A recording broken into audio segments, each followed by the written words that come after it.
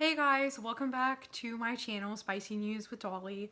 I hope that everyone has been having a great week. And for this week, I'm going to be doing a video that's a little bit different. This is for my music class that I'm taking with Dr. Russell, and I will be talking about enharmonic notes. So if you guys are in music or you play an instrument, I hope that you'll stick around for this video because this is super informational and it's just really helpful to know these concepts if you're playing an instrument or you're in a music class.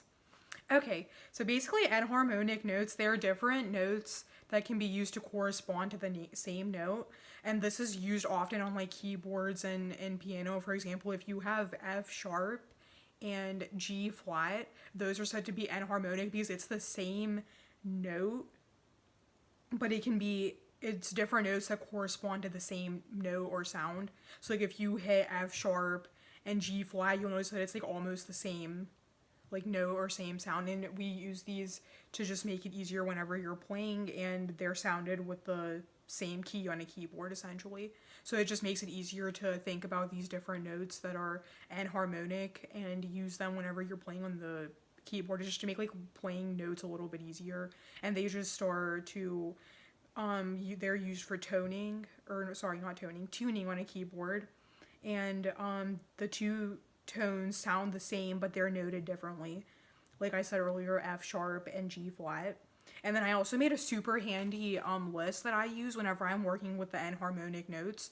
And then you should also know that for enharmonic notes, sharps, they go up half a step, and then flats, they go down half a step. For example, I always start from, I don't know if you all can see this. So I always start from like C sharp.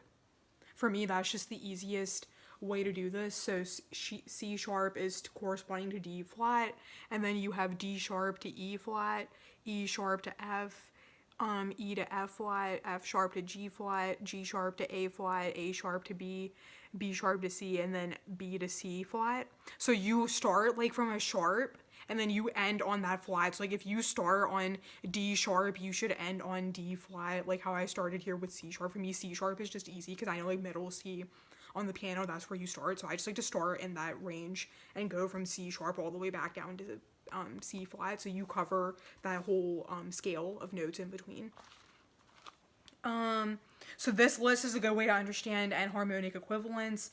Basically, you would start with C sharp, like I said, and go to the black key above, which would be D flat, and then D sharp is E flat, then E sharp, which is F, and then it goes on in that way. So it goes from the sharps to the corresponding flats, and you know, like in sharps, you go up half a step, and then for flats, you go down half a step. And then you should know that the sharps, they're always like up in the upper direction, the flats, they go down on the side of the piano. And then we usually use enharmonic notes to indicate that there's two ways to identify the same note. And the easiest way, like especially if you're a visual learner, the best way to look at enharmonic notes is to get an actual keyboard or a piano, and you can just kind of like practice and fiddle around with the different notes. Like I know for me, whenever I play piano, it's like easy to take these concepts that you learn and then apply it to what instrument you're actually doing, because then it just makes more sense because if you can visually see it opposed to just looking at the theory based of looking at it in a textbook or online. Also, they have a lot of like online piano programs and keyboards that you can find online. Like for example, even in our music lectures, like Dr. Russell, she'll show us the piano that she uses online, and she clicks on it and it makes the sounds and everything, and you can visually see the keyboard. That's really helpful when using enharmonic notes, and I'm pretty sure that this stuff will be covered on the final exam and stuff, so this is really good to know about the enharmonic notes. And especially it's just good to know that the different notes can correspond to the same note, just because it's like you have so many different notes, and it's like, why not make your life easier if you can hit a different note that actually makes the same sound? You just have to know which ones correspond.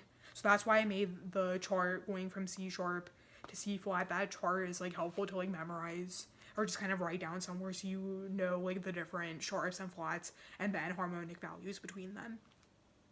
So I hope that this enharmonic notes video was kind of a good understanding of what they are and why we use them, and especially this is so prominent in music. So I hope that all of you guys liked this video on enharmonic notes. Feel free to let me know if you have any questions in the comment section.